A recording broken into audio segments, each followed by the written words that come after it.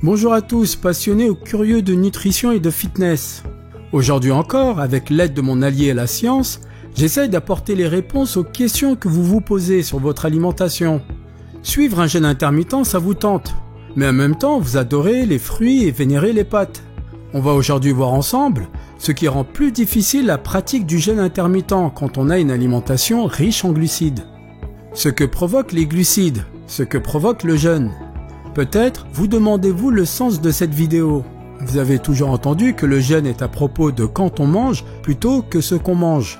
Oui, mais voilà, les glucides jouent un rôle très particulier dans notre organisme, et ce rôle peut parfois être un peu contraire à celui du jeûne intermittent.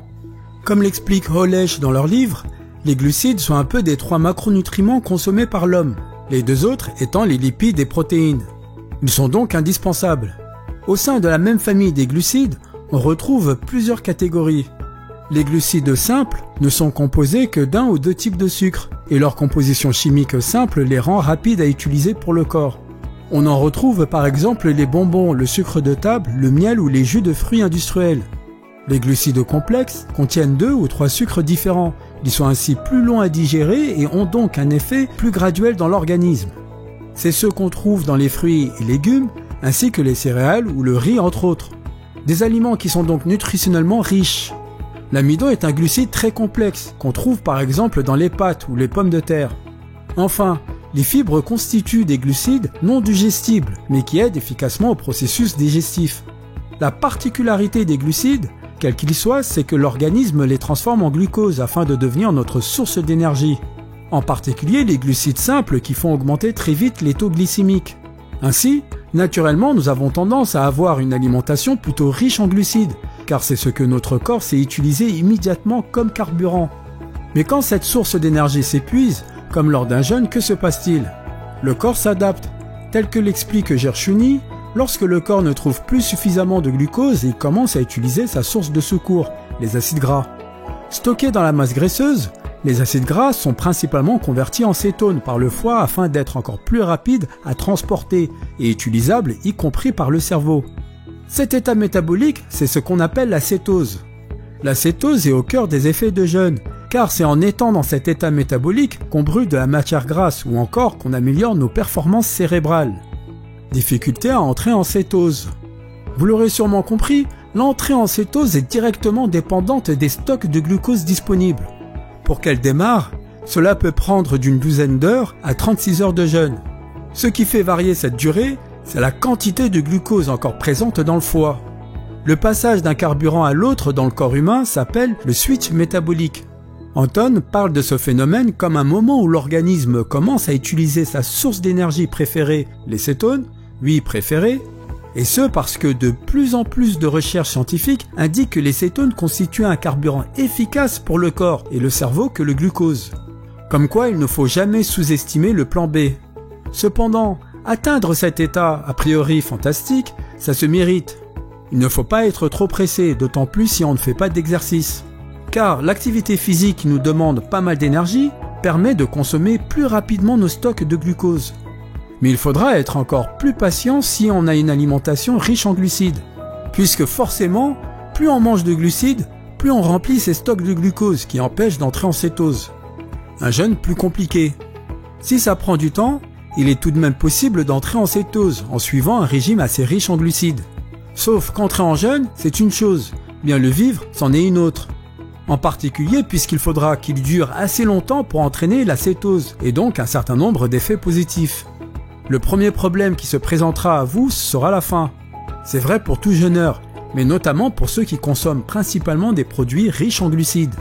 D'abord parce que, comme le montre par exemple l'étude de Chandler-Laney, les glucides entraînent plus rapidement le retour de l'appétit après le repas que d'autres macronutriments. En effet, les auteurs ont comparé les effets d'un petit déjeuner riche en glucides et allégé en gras avec ceux d'un petit déjeuner riche en gras et allégé en glucides.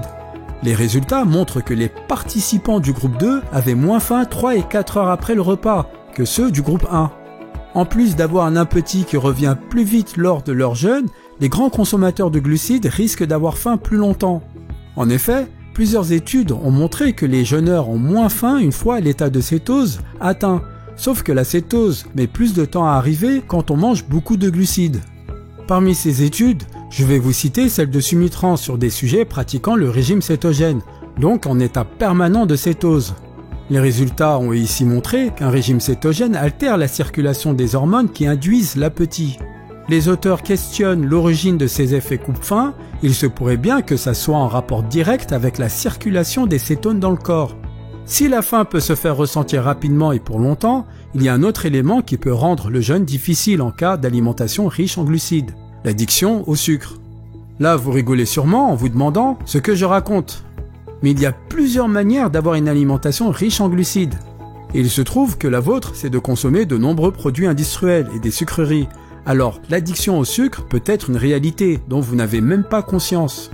Les glucides simples, qu'on retrouve notamment dans tout ce qui est ultra transformé ou très sucré, entraînant une vraie addiction.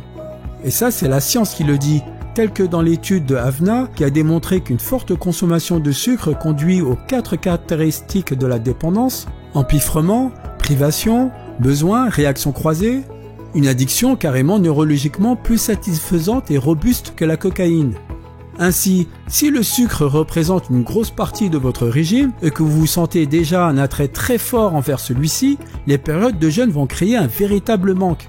Elles risquent donc de vous paraître bien plus difficiles. Alors oui ou non? Suivre un régime riche en glucides tout en faisant un jeûne intermittent, ce n'est pas impossible. En revanche, ça peut être compliqué.